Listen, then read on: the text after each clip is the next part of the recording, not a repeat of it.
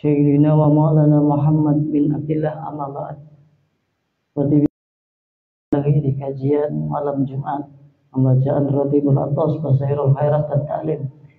Insyaallah Allah memberkahi kita, Allah meridhai kita, dan dosa-dosa kita diampuni oleh Allah Subhanahu wa taala. Dan insyaallah hajat dunia akhirat kita dikabulkan oleh Allah Subhanahu wa taala. Amin ya rabbal alamin. Innallaha khalaqal khalqa khaira alimin biwujuhi masalihihim. Innallaha khalaqal khalqa khairal alimin. Allah menciptakan manusia dengan keadaan tidak mengetahui apa yang baik dan manfaat bagi dirinya. Jadi Allah ketika menciptakan jenengan, menciptakan saya, jenengan itu tidak tahu apa-apa, tidak bisa apa-apa, tidak tahu mana yang baik dan mana yang bermanfaat bagi dirinya. Anallaha ta'ala khalaqal khalqa khairu alimin, menciptakan manusia dengan keadaan mereka fi wujuhi masalihihim, yang dimana mereka tidak mengetahui mana yang baik, mana yang tidak, dan mana yang bermanfaat bagi mereka. La fid dunya wala fil akhirah, baik urusan dunia ataupun urusan akhirat. Jadi tidak ada satupun manusia yang diciptakan Allah Subhanahu wa taala ia tahu mana yang baik dan mana yang benar, mana yang tidak baik dan mana yang tidak bermanfaat baginya, baik urusan dunia ataupun urusan akhirat. Terus alat tara ila qoulihi ta'ala, tidakkah engkau perhatikan bahwasanya ada firman Allah Subhanahu wa taala yang mengatakan wallahu akhrajakum fi buduni ummahatikum la ta'lamuna syai'an, dan Allah mengeluarkan kamu dari perut ibumu dalam keadaan tidak mengetahui sesuatu apapun. Quran surat An-Nahl ayat 78. Wallahu akhrajakum min butuni ummahatikum la ta'lamuna syai'an. Allah Subhanahu wa taala menciptakan kita, mengeluarkan kita dari perut ibumu, yang dimana kita dalam keadaan tidak mengetahui sesuatu apapun. Tapi sayangnya kita sudah dilahirkan, kita sok pintar bahwa yang kita putuskan benar, bahwa yang kita lakukan benar. Dikasih nasihat tidak mau, diingatkan tidak mau, bahwa kita serba mampu, bahwa kita hidup selama-lamanya, bahwa tidak ada namanya peradilan Allah. Lantas yang ia mampu lakukan, manusia itu terserah mau melakukan apapun. Padahal ketika dikeluarkan dari perut ibunya, nggak tahu itu mana benar mana salah, mana yang bermanfaat untuknya dia nggak tahu. Tapi ketika sudah besar, punya otaknya jalan, akalnya bekerja, ya diingatkan nggak mau. Urusan kamu sendiri, dosa saya sendiri, lagian yang susah saya, lagian yang sing kualat aku gitu, sing rugi aku gitu. Maka kalau seperti itu orang-orang tersebut dalam keadaan lalai, dan itulah celakanya orang-orang yang tidak mengetahui bahwasanya ketika ia dihidupkan, dilahirkan dari perut ibu, ia layaknya seperti mainan yang diapa-apakan mau. Tapi ketika sudah besar, diatur orang gelem, dididik orang gelem, dituturi sing apik orang gelem, kon mangat majelis istiqomah orang gelem. Urusane dewek, rugi yo enggak aku dewek, seneng yo enggak aku dewek. Harusnya malu. Malunya kenapa? Lah dia dilahirkan dari perut ibu nggak tahu apa-apa. Barang wis gede sithik kemblipik. Wis gede sithik kemblipik, wis mampu loro duit, makane wong, makane ibu bapane gemede. Padahal apa? Biyene ya ngelap umbele dhewek ora bisa.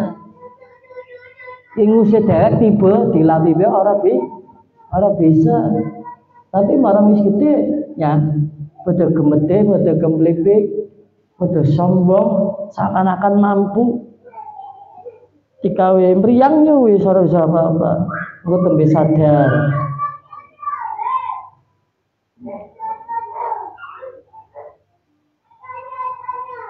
Summa wada'a fihim ilma bidzalika ala tadriji wa tarbiyah.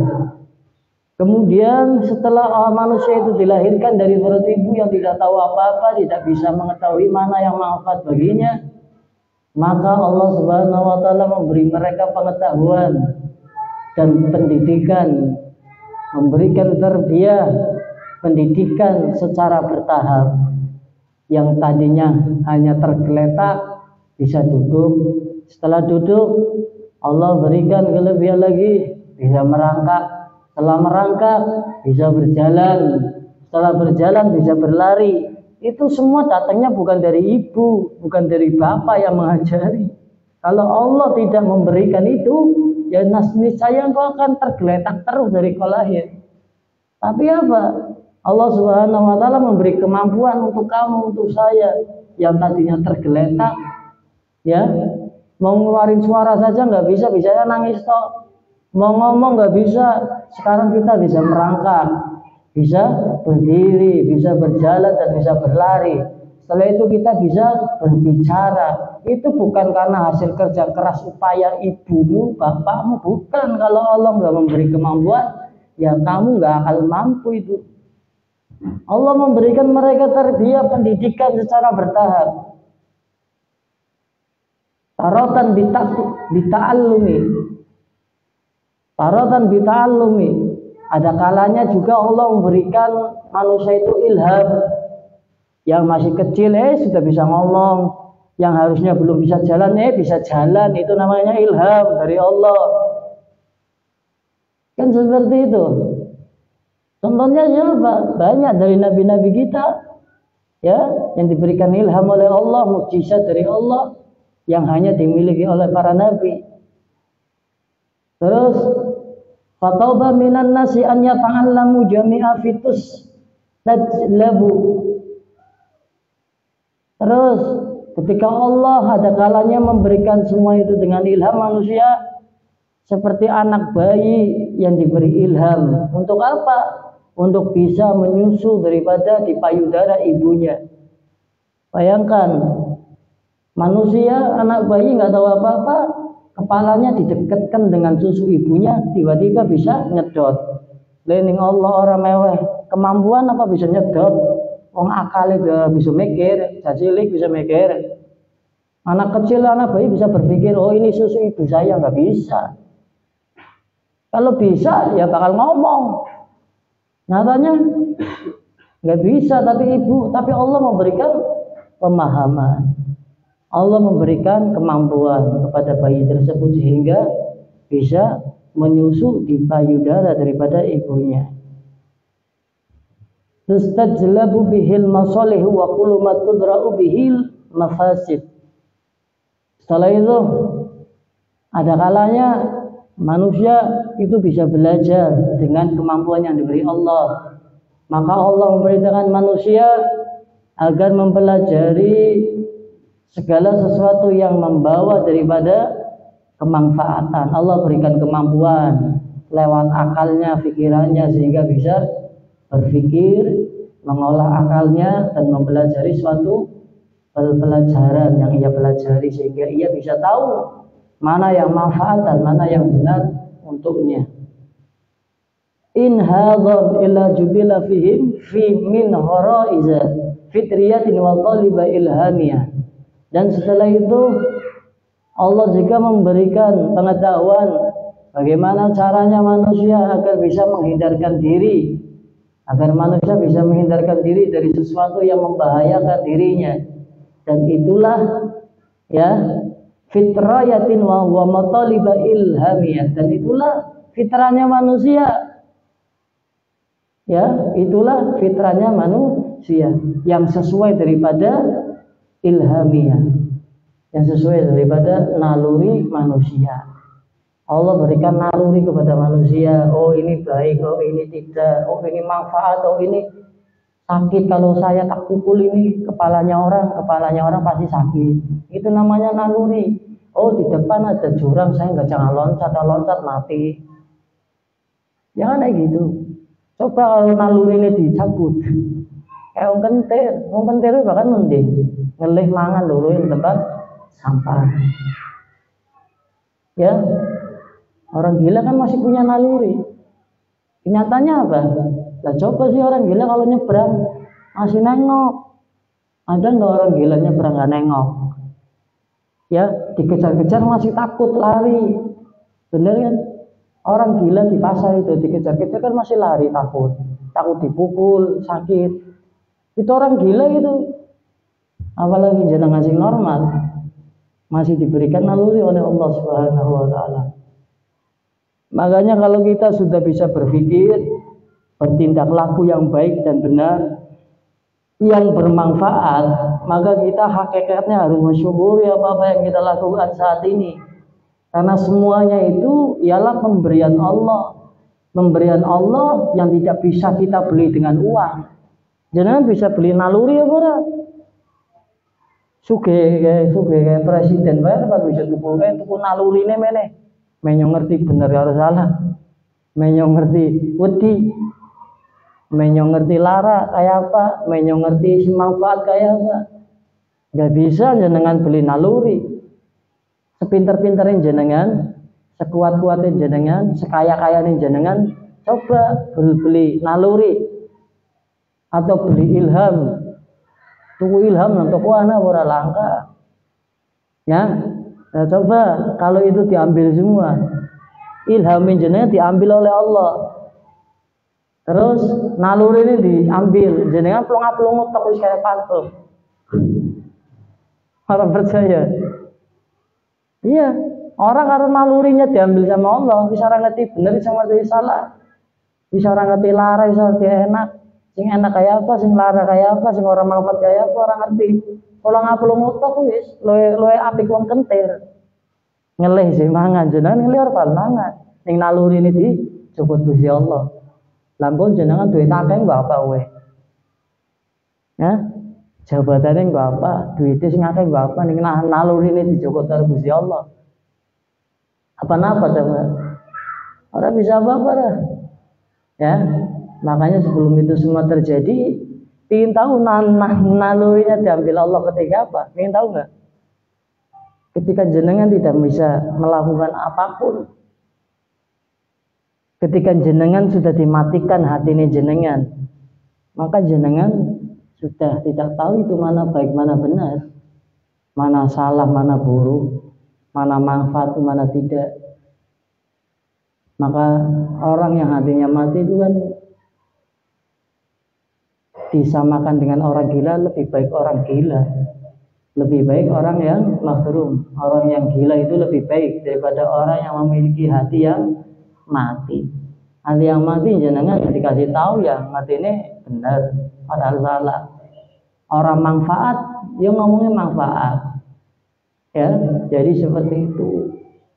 Sudah sepatutnya kita bersyukur apa-apa yang kita miliki, bahkan kemampuan kita untuk berjalan, kemampuan kita untuk berpikir, kemampuan kita untuk membedakan mana yang benar, mana yang salah, kemampuan kita untuk membedakan mana yang bermanfaat untuk kita, mana yang tidak bermanfaat, kemampuan kita untuk memilih sesuatunya yang terbaik untuk kita, mana yang tidak terbaik, mana kemampuan kita baik mana, yang tidak baik mana untuk anak kita. Itu semua datangnya dari Allah. Maka wajib disyukuri. Aja mung pikirane kudu duit-duit terus, kudu rezeki akeh terus. Papa, Mama. Kuwi rezeki arane. Kadang kan manusia orang mikir semono nih. Jadi seperti itu.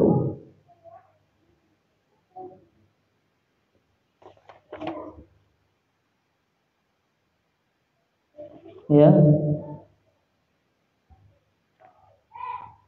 Makanya Allah Subhanahu wa taala itu kan maha sempurna, yang bisa melakukan apapun yang Allah suka dan apapun yang Allah kehendaki. Sedangkan manusia nggak bisa seperti itu. Manusia nggak bisa seperti itu.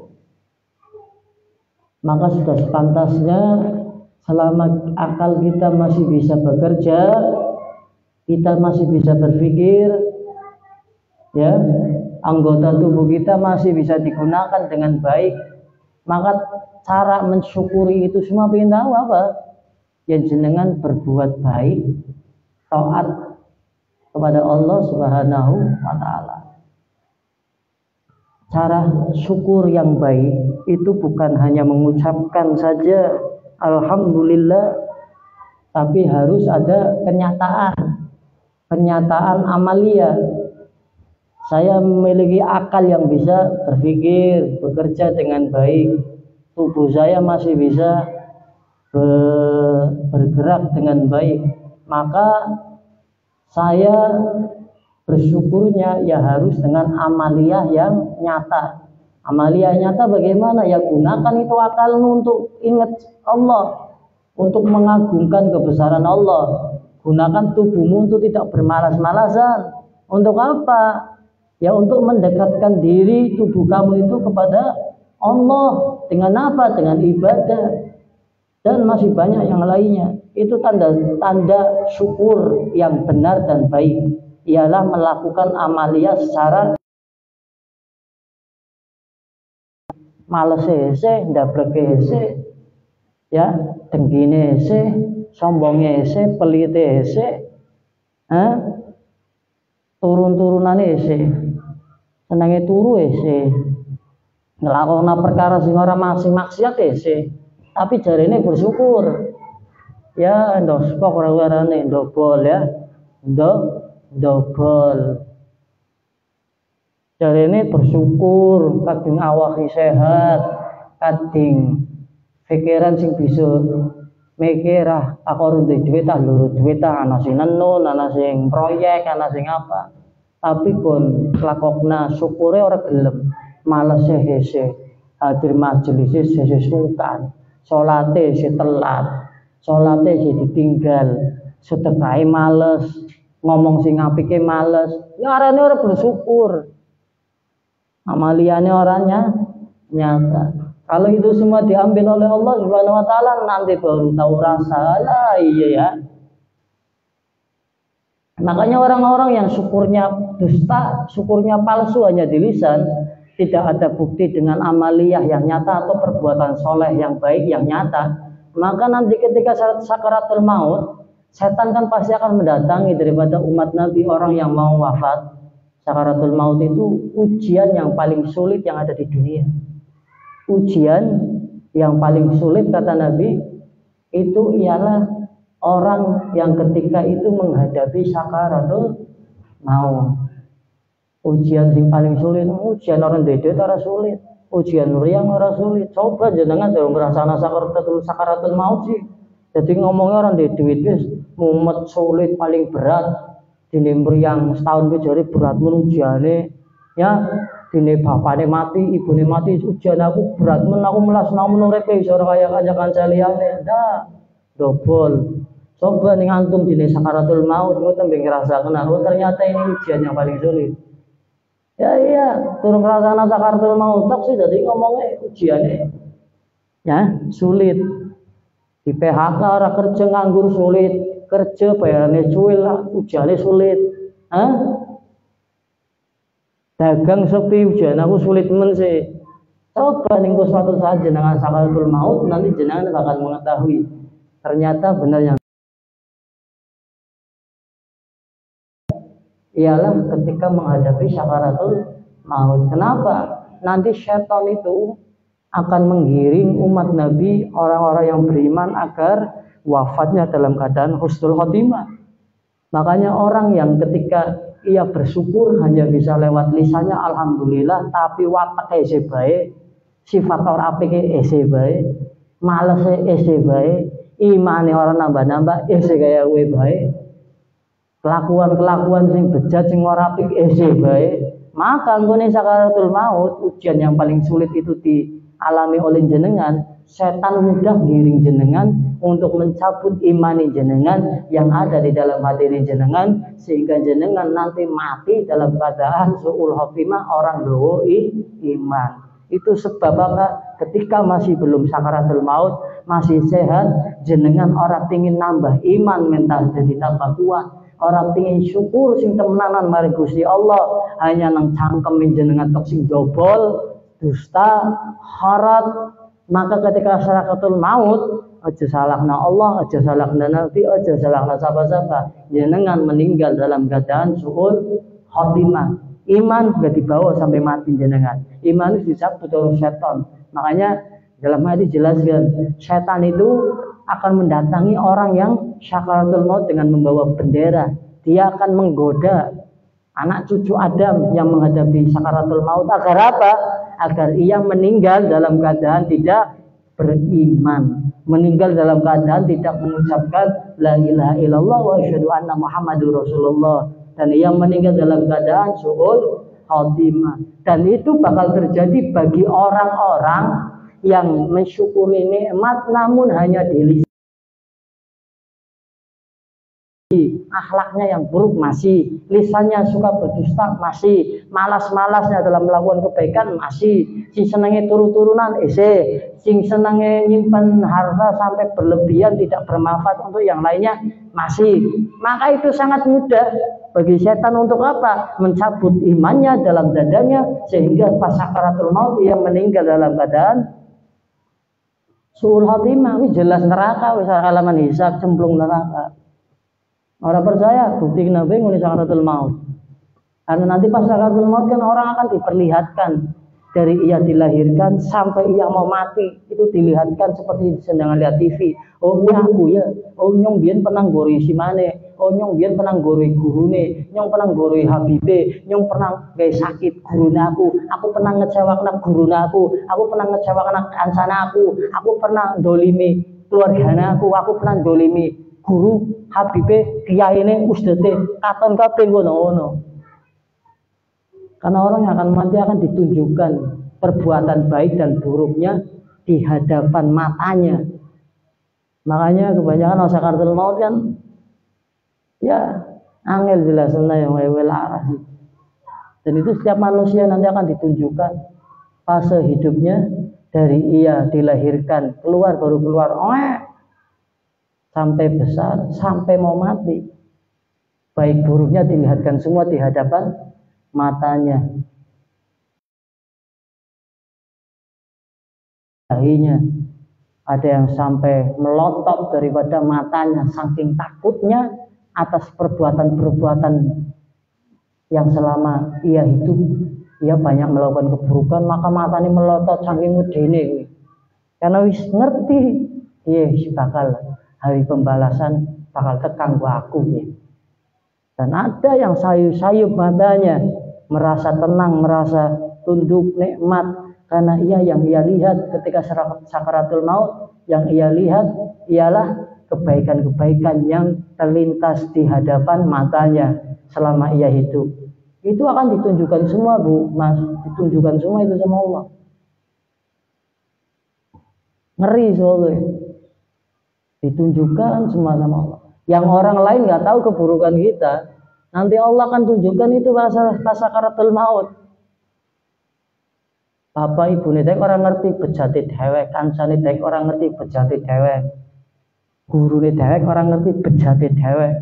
Engkau pas sakaratul maut dikatokna karo Gusti Allah, sampai matanya melotot sampai ke weden gue engkau. Dan itu nyata bukan cerita. Makanya coba kalau jenengan atau orang sakaratul maut dilihat itu yang jelas itu dari ujung kepala sampai ujung kaki, kakinya sampai menarik daripada urat-urat kakinya sehingga kayak kejang. Aku wis saking wedine kowe wong kuwi. Makanya kan kelihatan sih orang yang ahli surga, ahli nar ketika sakaratul maut akan kelihatan. Tahu orang kejang, narik. Ini adalah nih sakaratul maut saya lanjut ngono ngotot. Itu ngeri kowe. Ya, ana sing matane mendelek angelen. Gua ana sing nafase tersenggal-senggal, apa nambekan lancar pi angel men. Nanti ada lagi yang mulutnya ingin diam seperti ini, nggak bisa terbuka sambil mengeluarkan suara seperti orang mau ya disiksa. Itu semua itu dari perbuatan kita semua. Maka jangan merasa bangga, jangan merasa puas, apalagi merasa aman nyantai-nyantai baik. Mereka aku isi suge, isi suwe. Lagian saya kan masih bujang belum nikah. Lagian saya baru nikah kemarin, masih aman. Cuma mikirnya gue kan. Pun subhanallah, dini umur pendek, lebih tahu rasa.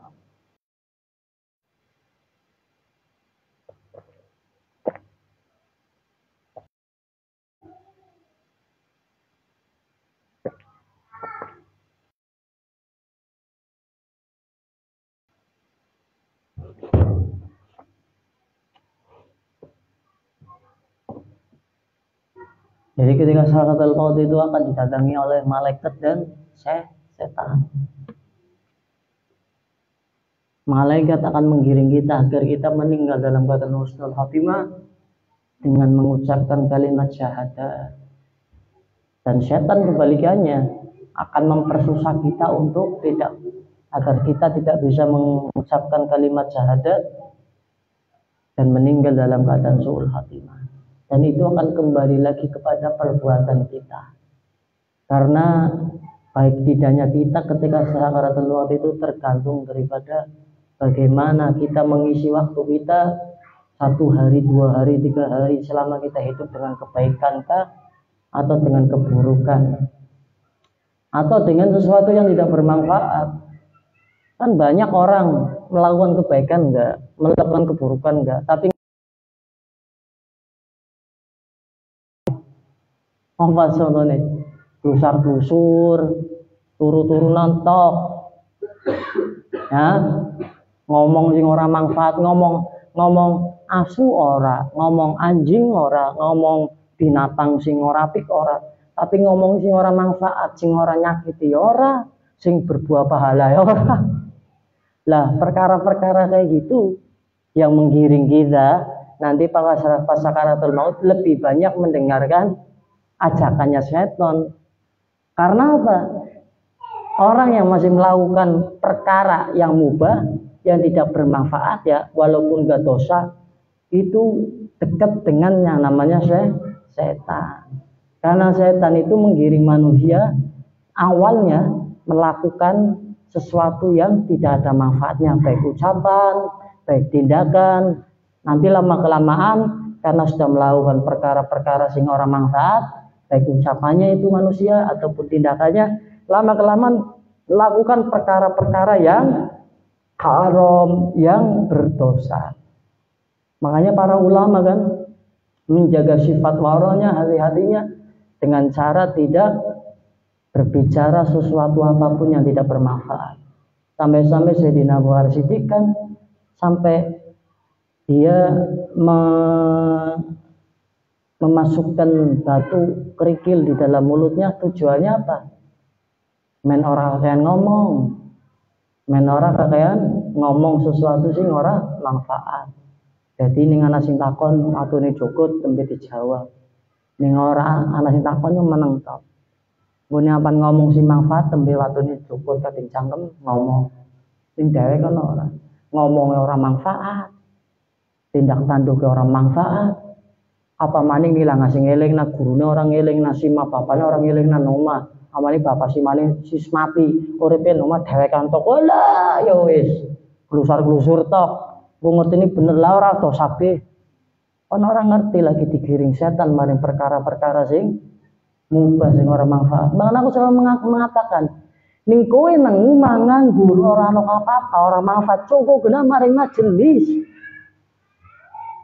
Baca kitab kayak sholawat kayak zikir kapan nih maning anak tukang rewangi gue manfaat daripada nang omah turu-turunan tok, tapi domong kangelan bocah-bocah ya hake aku lah apa kerewangi ya bora hake nyong lah Apa ngelakoni dosa apa ora? Walaupun orang ngomong, nang ati aku yakin ana sing ngomong kaya dalam hati ini.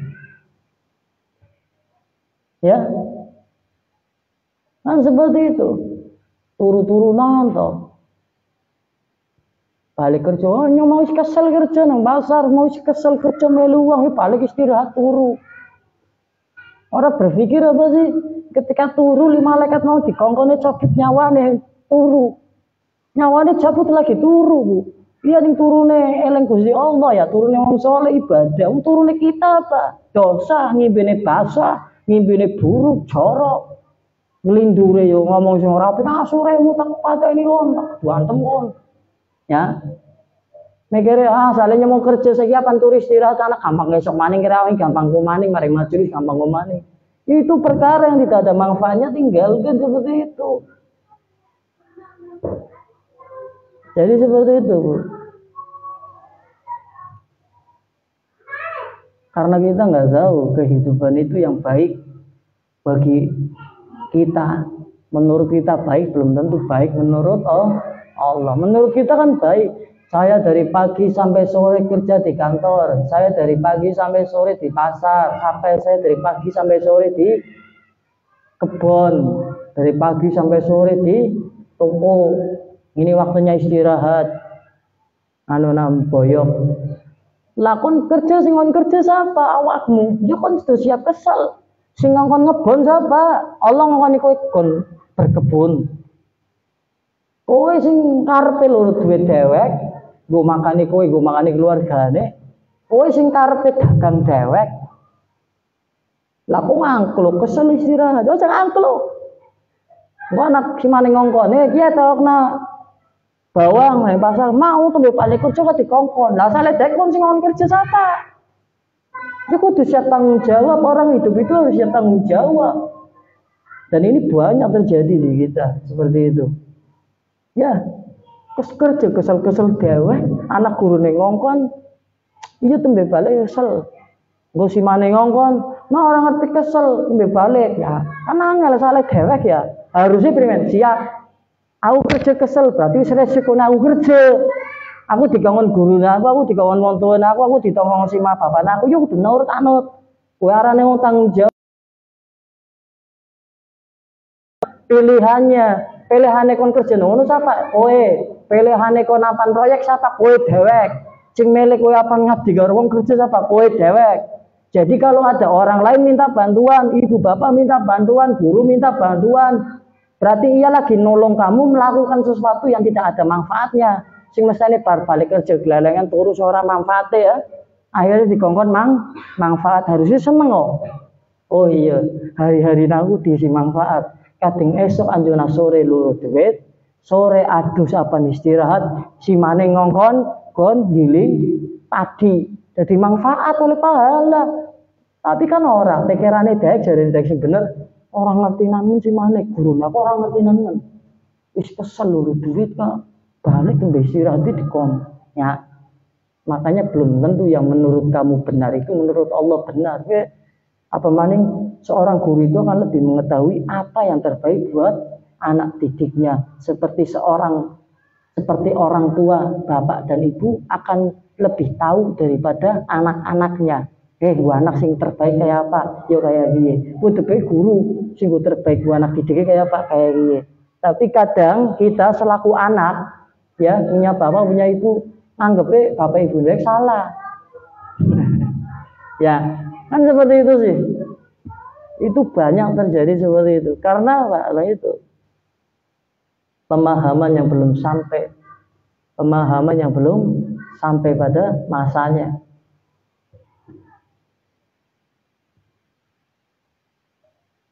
Maka kehidupan yang baik itu yang diisi dengan sesuatu yang bermanfaat sedikit daripada ketidakmanfaatannya. Karena manusia itu pasti tidak sempurna. Tapi setidaknya hidup kita, waktu-waktu kita digunakan lebih banyak yang bermanfaat. Sedikit yang tidak bermanfaat. Ya, seperti itu. Tapi kalau ngomong masalah tidak manfaatnya, lebih banyak gak manfaatnya itu kita. Hitung bayar 24 jam. Turune pirang anu dewek. Apa ngomong akeh manfaate le. Coba apa ngomong jenengan Bu akeh manfaate. 24 jam jenengan gunakan nang apa aku minta kon. Nyong gunakan nang apa jenengan gunakan nang apa. Turu jam pira? Tangi jam pira? Kerja sesune pirang jam? Bahkan di dalam kerjaan pun jenengan banyak melakukan sesuatu yang nggak manfaat. Korupsi waktu, ya. Iya bener sih. Coba 24 jam jenengan digunakan nang apa aku minta kon. Anang mangan, ya mangane kadang orang baca doa, orang manfaat berarti. Mlebune wetenge oleh werentok tapi lah nggak manfaat turu bib ya turune orang baca doa, orang manfaat turune berarti. Turune pirang jam? Sejam. Berarti sejam orang manfaat. Lagi turune ana 10 jam. 10 jam orang baca doa awal turu. Ya berarti orang manfaat we turune. Iya kan? Awane akeh nemen bro, kayak orang lakukan manfaatnya akeh nemen. Tapi masih sok ya. Seakan-akan hidup manfaat. Bayangkan lakukan selama hidup itu banyak sekali. Menghambur-hamburkan daripada umur, menghambur-hamburkan daripada waktu. Kalau orang sudah main umur, sudah main waktu, dihambur-hamburkan dengan tidak ada manfaatnya, maka niscaya celaka orang tersebut. Ya, dekat dengan yang namanya celaka.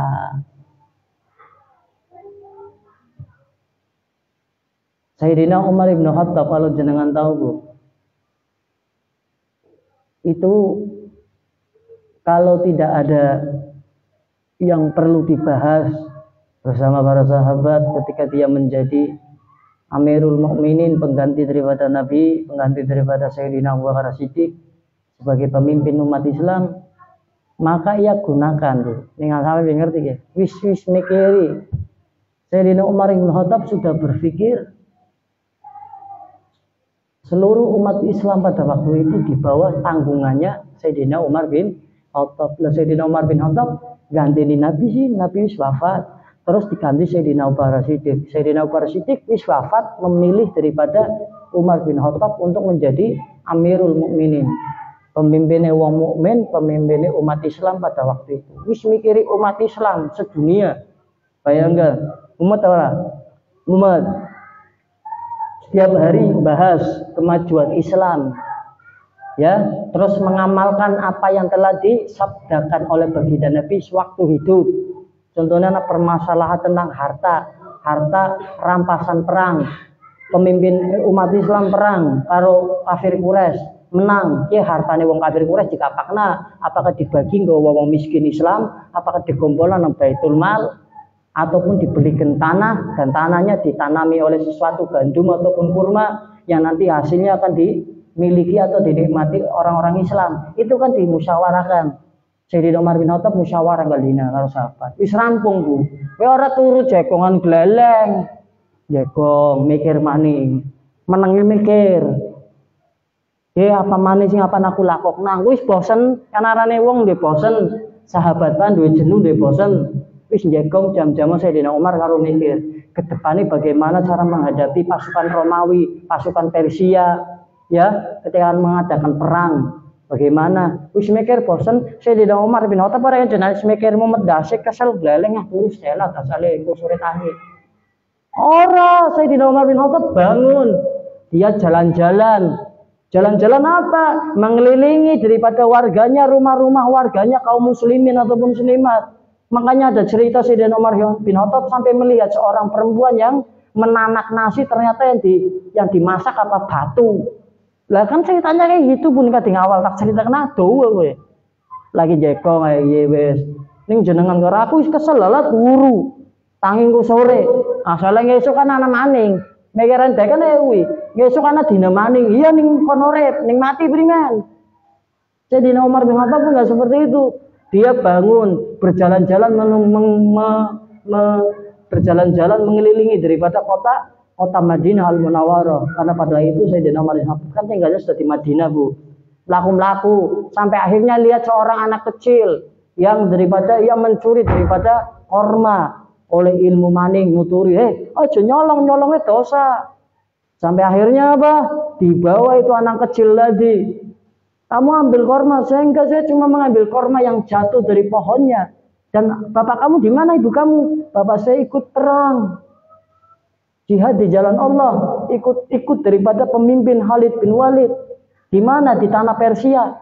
Dan bagaimana ibumu makan? Ibuku belum makan sampai dari pagi sampai sekarang, makanya saya memunguti daripada korma yang ada di tanah. Langet ini Sayyidina Umar bin Khattab cilik mau gue nyolong korma. Karena apa? Podo tipu ini ternyata sing mata kowe kanca-kancane, kowe sing jowoti. Akhirnya apa Sayyidina Umar bin Khattab sing mau bermusyawarah kesel mikir sejam rong jam go ke depaning umat Islam bagaimana dewek butuh turu tangi melaku sampai weruh kejadian gue. Akhirnya anak kecil tadi dibawa oleh Sayyidina Umar bin Khattab untuk menemui ibunya di rumahnya. Akhirnya melihat keadaannya sangat mengenaskan, belum makan, punya adik itu laki-laki tadi, anak kecil tadi punya adik. Ditanya mana bapaknya? Bapak saya yang ikut perang bersama Khalid bin Walid memerangi daripada orang-orang tentara Persia. Terus bagaimana engkau makan? Iya, kami belum mendapatkan harta ataupun bahan makanan pokok dari Baitul Mal. Kami belum mendapatkan makanan pokok dari Baitul Mal, wahai orang asing. Nggak tahu itu Sayyidina Umar bin Khattab, orang ngerti gue pemimpinnya. Sampai akhirnya apa? Balik Sayyidina Umar bin Khattab.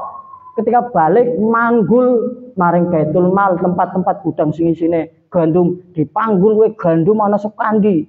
Sampai akhirnya anake karo kancane Sayyidina Umar bin Khattab ora tega masa pemimpin umat muslim sedunia gantine Sayyidina Abu Bakar Siddiq, gantine Nabi, sampai manggul gandum kayak beras sekarung.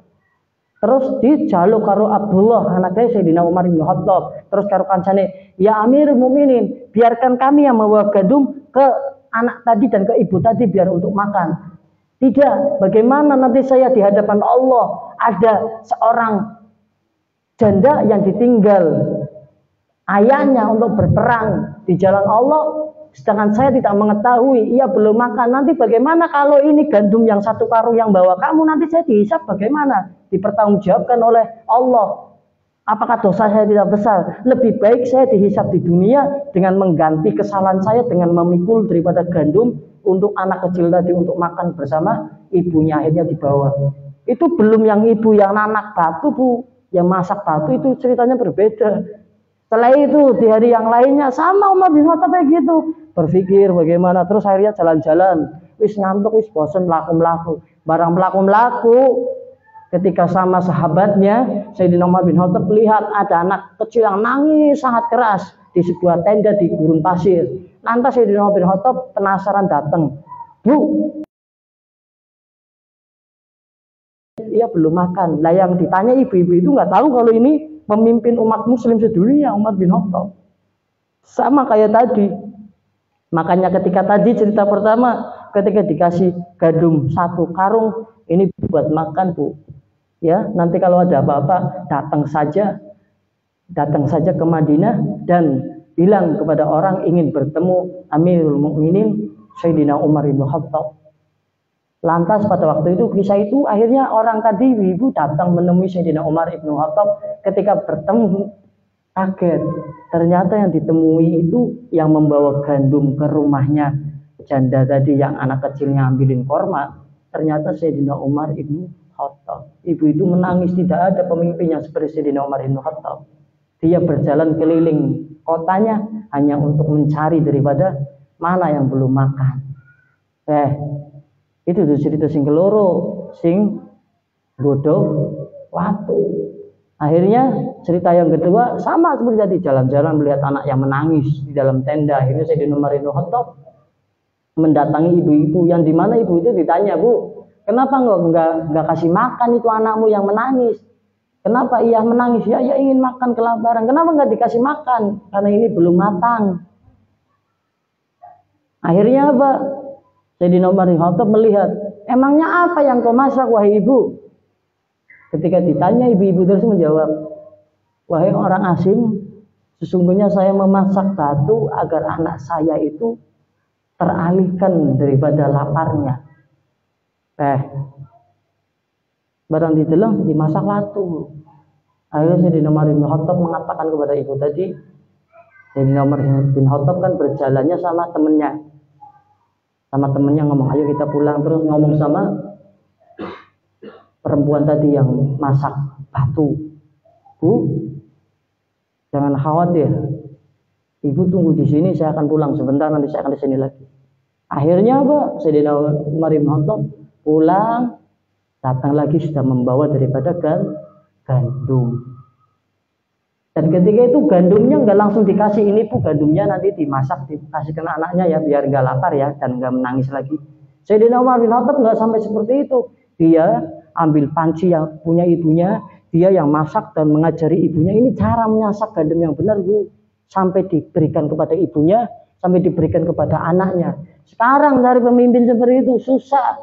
Di sana ngongkontok, ning wis mewah ya wis mewah masak ya. Ning Umar, Sayyidina Umar ora sampai masakna. Ana ora sampai dimasakna.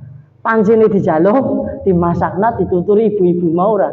Ibu cara masak gandum yang baik akan menjadi bubur yang enak, yang baik untuk anak jenengan. Terus diberikan kepada ibunya, diberikan kepada anaknya. Itulah kegiatan Sayyidina Umar bin Khattab yang dari pagi sampai ketemu pagi lagi tidak ada yang bermanfaat, semuanya digunakan untuk ibadah kepada Allah. Lah sudah pantasnya kita umatnya Nabi. Yuk contoh bro, contoh apa? Kegiatannya dheweke primen carane manfaat go akhirate dhewek, manfaat go wong liya, manfaat go keluargane dhewek, manfaat go gurune dhewek, manfaat go bapak ibune dhewek. Ojo manfaat go awake dhewek tok, aja egois manfaat go awake dhewek. Kon kerja manfaat go awake kontok lah. Hah? Coba apa bayarannya kon akeh diwenekna wong liya daripada nggo kowe. Sing nikmati bayarane kon paling akeh sapa nek ora awakmu. Sisane tembe anak kancane njaluk. Oh iya ki 10.000. Anak urunan majelis. Oh iya ki 2.000 urunan majelis. Kali-kali orang majelis 1.000. Manjing glentung 2.000. Berarti kon kerjane kowe akeh nggo egois, nggo kebutuhane kon dhewek ditunggu kebutuhane umat Nabi. Beda para ulama, ia mencari uang sebanyak-banyaknya, hanya ia memanfaatkan uangnya untuk pribadinya hanya secukupnya. Liyane sing akeh, kowe nggo agamane Gusti Allah.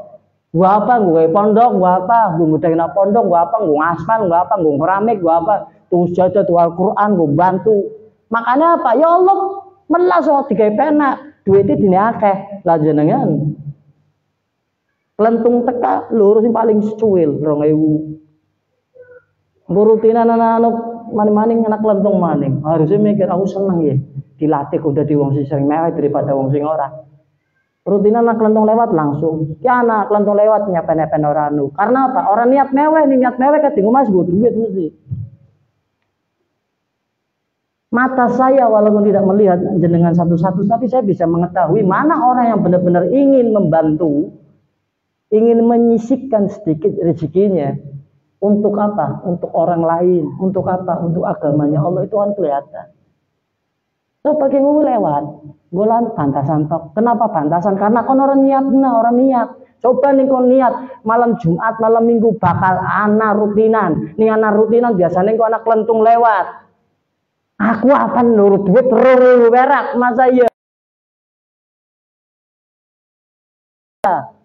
Jadi ketika kelentung lewat kondisi mewah, itu orang yang benar-benar niat duduk kelentung lewat kan usak-usak pas anak duit berarti pas waktu ini mewah. Bukan ya kan orang niat tarane kuwi. Ya. Karena yang wis ente podo. Faida, yang dari podo kaya kuwi. Zaman-eman perkara duit. Orang eman-eman ini anak duit luwih orang eman-eman, padahal orang yang dermawan ialah bukan orang yang ketika ada ia memberi, tapi ketika ia dalam keadaan sulit sedikit mau memberi, itu namanya orang dermawan. Wong sing loman, wong sing dermawan, wong sing apik, duit 200.000 mung-mungan. Dewek joko 20.000 turai wenekna wong, kana wong njaluk. Kowe aran dermawan padahal lagi butuh. Ning kowe mewah dalam keadaan anak ta wis biasa. Padha bene kaya kowe mangan. Coba mangan rasa nikmat ketika lagi Langka secuil Bu. Tapi coba lawa ayamnya anak dagingnya anak mani mau berkorban ya. Oleh sapi anak wedus anak kolet anak kikil anak ayam sebenarnya melukok sampean. Weh, wedus maning. Bener apa? Karena saking akehe. Kowe padha bae kaya wong dermawan. Orang dermawan itu ketika ia tidak ada sedikit sulit namun ia mau mengeluarkan. Wong mangan rasa nikmat. Kowe ketika orang tahu mangan sekali mangan lawe segane pas-pasan. Kayak wong puasa. Makanya wong puasa esok anjur nambah hari para mangan sekali mangan anak lawe pirang-pirang ora dadi nikmat. Tapi ning mangan lawe siji tok segane juwil pas-pasan esok anjuna bengi ora mangan ketika buka mangane cukupe dadi nikmat. Ya jenengan bagian sing ndi ya. Jadi seperti itu. Insya Allah bisa diambil hikmahnya, ilmunya bagi kita semua. Mengikuti ibadah Sayyidina Umar bin Khattab menggunakan waktu-waktunya dengan ibadah kepada Allah baik dalam keadaan duduknya, tidurnya, berdirinya, berjalannya, baik dalam keadaan sepi ataupun dalam keadaan ramai ketika dengan para sahabat kepada orang-orang lain. Dan kita menjadi orang yang dermawan bukan ketika kita memiliki, namun ketika kita sulit orang lain, terlebih untuk membantu agamanya Allah dan kita bekerja atas kehendak kita ya, maka kita harus bisa tanggung jawab dengan diri kita sendiri. Insyaallah barokah manfaat. Sekian yang bisa saya sampaikan, kurang lebihnya saya mohon maaf yang sebesar-besarnya. Besok rutinan Jumat sore untuk ibu-ibu monggo hadir tepat waktu jam 4. Wallahu a'lam bishawab. Wassalamualaikum warahmatullahi wabarakatuh. Ya Rabbana tarafana bi alana tarafana